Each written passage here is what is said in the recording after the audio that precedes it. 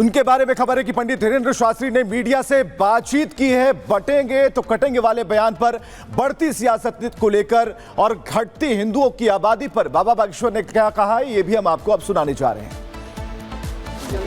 जात पात की करो विदाई, हम सब हिंदू भाई भाई। जात पात और भेदभाव को जड़ से हमें मिटाना है, हमें भारत भव्य बनाना है। इसी विषय को लेकर हिंदुस्तान में रहने वाले लोगों को हिंदुस्तानी होने का गर्व हो, इस बात को पुष्ट करने के लिए इस देश का सबसे बड़ा जहर है जात पात, ऊंच नीच, भेदभाव। और गांव गांव में ये रूढ़िवादिता बहुत है, गांव गांव में अंधविश्वास बहुत है। एक जन जागृति संकल्प को लेकर के हमने विचार किया कि सब लोग हमसे मिल पाते हैं, पर हम बिछड़े और पिछड़े लोगों से नहीं मिल पाते हैं। इस देश में कोई भी लड़ाई होती है तो या तो ये ब्राह्मणों से होती है, या क्षत्रियों से होती है, या वैश्यों से होती है, या शुद्ध वर्ण से होती है। कोई भी हिंदुस्तानी से नहीं होती है। न कोई हिंदू बनने को तैयार है, न हिंदुस्तानी बनने को तैयार है। आने वाले 10-20 साल बाद एक ऐसा समय आएगा कि हम 90% से 80 के नीचे आ गए, और वो लोग मतलब इस्लाम धर्म के लोग अपनी जनसंख्या इतनी तेज से बढ़ा रहे हैं कि वो लोग 6% से 22% के ऊपर पहुंच गए। धीरे धीरे हम भारत में अल्पसंख्यक होंगे। लगभग 65 देश हैं इस्लामों के, 95 से ज्यादा देश हैं ईसाइयों के, पर पूरी दुनिया में एक भी ऐसा देश नहीं है जो हिंदुओं के लिए हो। Suriname, Cambodia, Indonesia, Nepal, Fiji, Mauritius, इन देशों में रहने वाले हिंदुओं पर वहां की सरकार अगर अत्याचार करती है, आज जैसे कनाडा में कर रही है, और अगर उनको भगा दिया जाता है, तो हिंदुओं के लिए एक भी जगह नहीं है जहां वो सुरक्षित रह सकें। इस बात को लेकर के अब हमने ठाना है 21 नवंबर से 29 नवंबर तक हिंदुओं को जगाने के लिए हम 160 किलोमीटर की राम राजा ओरछा तक बागेश्वर धाम से पद यात्रा कर रहे। बिछड़े और पिछड़े लोगों को गले लगाएंगे और हम भिक्षा मांगेंगे कि हिंदू एक हो जाओ, और हम सब हिंदू एक हैं, इस बात की भिक्षा मांगेंगे। शेष आपके जो भी प्रश्न हो यात्रा से संबंधित अथवा जो भी आपके मन में भाव हो पूछ सकते हैं। एक पूछेंगे तो बटेंगे पे चल रहा है, बटेंगे तो कटेंगे को लेकर के लगातार मुंबई में भी अब निमंत्रण छप रहे हैं शादी के, उसमें भी लिखा जा रहा है कि कटेंगे तो बटेंगे। देखिए, एजे किसी भी राजनेता के ऊपर हमने ना आज तक टिप्पणियां की है, ना कोई जवाब दिया। हमारे स्वभाव में है, क्योंकि हमारा रास्ता एक अलग है, आध्यात्मिक रास्ता है। पर अगर वो एजे मुख्यमंत्री, जो माननीय उत्तर प्रदेश के मुख्यमंत्री, अगर उन्होंने महात्मा होने के नाते ये नारा दिया, कट्टर हिंदू होने के नाते, बहुत अच्छा दिया। लोगों ने अपने अपनी दृष्टि से देखा, हमने इसको ऐसे देखा कि अगर हम भारतीय आपस में बटेंगे तो चीन वाले हम लोगों को काटेंगे, पाकिस्तान वाले हम लोगों को काटेंगे, हम लोगों को विदेशी ताकतें काटेंगे, और सही भी है। इसलिए भारत के प्रधानमंत्री ने कहा एक रहेंगे सेफ रहेंगे। पर एजे अगर कोई पॉलिटिकली बयान कहो तो इस पर हमारी कोई टिप्पणी नहीं, पर हिंदुस्तानी होने के नाते ये टिप्पणी है कि हम भारतीयों को बटना नहीं है, बटेंगे तो सच में। लेकिन घुसपैठिए लगातार आ रहे हैं, घुसपैठियों को लेकर के भी चर्चा चल रही है कि घुसपैठियों को बाहर करना चाहिए। लेकिन झारखंड में सिलेंडर देने की बात हो रही है कि उन्हें सिलेंडर दिए जाएंगे। देखिए, एक सबसे बड़ी इस देश की दिक्कत है, इस देश में बहुत प्रायोजित तरीके से षड्यंत्र चल रहा। विधर्मी लोग, जिन्हें हिंदुत्व से प्यार नहीं, जिन्हें वंदे मातरम बोलने से दिक्कत है, जिन्हें राष्ट्रगान गाने से दिक्कत है, जिन्हें गजवाई हिंद चाहिए, वो लोग अपनी संख्या बढ़ा रहे हैं, बच्चे भी ज्यादा पैदा कर रहे हैं, और विदेशों में उनके रहने वाले इष्ट मित्र, बांग्लादेश, अगल बगल रोहिंग्या, उनको बुला बुला करके भारतीय नागरिक बना करके वोट बैंक को बढ़ाकर अपनी सत्ता जमाना चाहते हैं। इसलिए भारत की सरकार को, हमको और आपको इसी वक्त जगना पड़ेगा कि हम विदेशी शरणार्थियों को, उन विधर्म देश विरोधियों को देश में पनाह नहीं देंगे।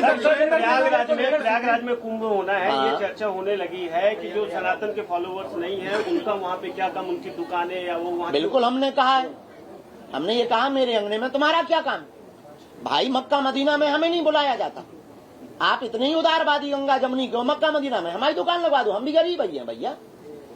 आप इतने भारत में हिंदू गरीब हैं, आपकी मजारों के सामने हम लोगों की दुकानें नहीं लगती, तो मेरे अंगने में तुम्हारा क्या काम। आपको त्रिवेणी का ज्ञान नहीं, संगम का ज्ञान नहीं, संतों के मान का पता नहीं, कथा का आपको पता नहीं, संतों की महिमा का पता नहीं, खालसा क्या होते हैं, पंथ क्या होते हैं, इसके बारे में आपको पता नहीं, तो आप वहां जाकर के करोगे क्या, धंधा करके मूत्र कांड करोगे, थूक कांड करोगे। इससे बेहतरीन ये मेरे अंगने में तुम्हारा क्या काम। हम तुम्हारी मस्जिदों में नहीं घुसते, तुम हमारे यहाँ, और हमारे हिंदू तुम्हारी मस्जिदों में घुसे जूते मारो। शास्त्री जी, आरएसएस को अगर कोई आतंकी संगठन का, आरएसएस चूंकि सनातन को बढ़ाता ही है, तो इस पर आप क्या कहेंगे? देखिए, अब बोल कौन रहा ये बड़ा महत्वपूर्ण है। कांग्रेस के बड़े, अब ये हम पॉलिटिकली, इसलिए आरएसएस को कहे। कमेंट हम किसी राजनेता पे इसलिए नहीं करते क्योंकि हम एक पार्टी हैं। और इसी बीच आगे बढ़ते एक बड़ी खबर आपको बता दें, श्रद्धा वॉलकर केस के आरोपी की सुरक्षा बढ़ गई है। लॉरेंस गैंग की शूटरों के निशाने पर है आफ्ताब। सूत्रों के हवाले से खबर मिल रही है, तिहाड़ के जेल नंबर 4 में बंद है आफ्ताब। मई 2022 में श्रद्धा वॉलकर की हत्या के बाद आफ्ताब ने शव के कई टुकड़े किए थे और उन्हें दिल्ली के मेहरौली के जंगलों में फेंक दिया था।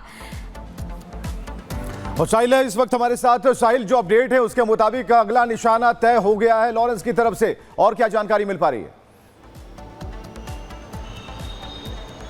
हाँ जी बिल्कुल, तिहाड़ जेल सूत्रों के मुताबिक ये जानकारी निकल के सामने आई है कि श्रद्धा वॉलकर का आरोपी जो है आफ्ताब, उसकी जान को खतरा है क्योंकि लॉरेंस गैंग जो है अब उसकी हत्या की साजिश को रच रहा है। ये सूत्रों के हवाले से खबर आई है क्योंकि इस समय गैंगस्टर लॉरेंस बिश्नोई जो है गुजरात की साबरमती जेल में बंद है, लेकिन उसके जो शूटर और उसके जो गुर्गे हैं वो तिहाड़ जेल की अलग अलग जेलों में बंद है। और क्योंकि इस समय आफ्ताब जो है जेल नंबर 4 में बंद है और जेल नंबर 4 के अंदर ही लॉरेंस बिश्नोई की जो शूटर है वो बंद है। लेकिन अब जैसे ही मीडिया रिपोर्ट सामने आई तो तिहाड़ प्रशासन अलर्ट मोड पे आ गया है। तिहाड़ प्रशासन ने अब आफ्ताब की सिक्योरिटी को जो है एक बार फिर से रिव्यू करना शुरू कर दिया है और जो उसकी सिक्योरिटी में तमिलनाडु पुलिस अंदर डिप्लॉय की है, तमिलनाडु पुलिस को एक बार फिर से ब्रीफ किया जा रहा है। जो आसपास के जो सेल में जो अपराधी बंद है उनकी जो लिस्ट है वो तैयार की जा रही कि वो तमाम जो आरोपी इस समय जेल में बंद है आफ्ताब के साथ लॉकर, वो कहीं लॉरेंस के गुर्गे कहीं शूटर तो नहीं है। तो कहा जा सकता है एक बार फिर से कहने कि लॉरेंस के निशाने पे आफ्ताब आ चुका है, जो कि आफ्ताब जो श्रद्धा वॉलकर का हत्यारा है। 18 मई 2022 में उसकी हत्या की थी और 30 से ज्यादा टुकड़े करके उसके शव को मेहरौली के जंगलों में फेंक दिया। तो अब कहीं ना कहीं तिहाड़ प्रशासन अलर्ट मोड पे आ गया और सिक्योरिटी को रिव्यू किया जा रहा है। जी बिल्कुल साहिल, सिक्योरिटी को रिव्यू कैसे किया जा रहा है, कैसे सुरक्षा की जो लेयर्स हैं वो बढ़ाई गई हैं और क्या कुछ मुख्य तौर पर बड़े कदम उठाए जा रहे हैं? देखिए, तिहाड़ का जेल नंबर 4 में आफ्ताब बंद है। इस समय जो सीसीटीवी कैमरे लगे हैं उनको एक बार फिर से देखा जा रहा है। इसके अलावा जिस लॉकअप में आफ्ताब बंद है उसके आसपास के लॉकअप में कौन कौन से अपराधी बंद है उनकी एक लिस्ट तैयार की गई है, जिसको खुद जो डीजी हैं सतीश गोलचा वो खुद ऑपरेट कर रहे हैं। इसके अलावा और जो वहाँ पे पुलिस को डिप्लॉय किया जाए तमिलनाडु पुलिस, उनकी एक लिस्ट बनाई गई है कितने पुलिसकर्मी जो है वहाँ पे डिप्लॉय रहेंगे और किस तरीके से उसकी सिक्योरिटी को देखा जाएगा, क्योंकि 24 घंटे जो है अब कहीं ना कहीं आफ्ताब पे तमिलनाडु पुलिस की निगरानी रहेगी मीडिया रिपोर्ट सामने आने के बाद। और तिहाड़ प्रशासन जो कहीं ना कहीं एक लिस्ट ये भी तैयार करेगी लॉरेंस गैंग के कितने गुर्गे कितने शूटर जो है तिहाड़ की जेल नंबर 4 में इस समय बंद है और किस तरीके से हत्या को अंजाम दे सकते हैं वो कहीं ना कहीं देखा जा रहा है। क्योंकि सोर्सेज यही बता रहे हैं कि तिहाड़ जेल के अंदर जो उसके शूटर्स बंद है वो कहीं ना कहीं अब आफ्ताब की हत्या की साजिश रच रहे हैं और इसी मीडिया रिपोर्ट सामने आने के बाद अब कहीं ना कहीं तिहाड़ प्रशासन पूरी तरह अलर्ट मोड पे आ चुका है। जी ठीक है साहिल, तमाम जानकारी के लिए फिलहाल आपका बहुत शुक्रिया।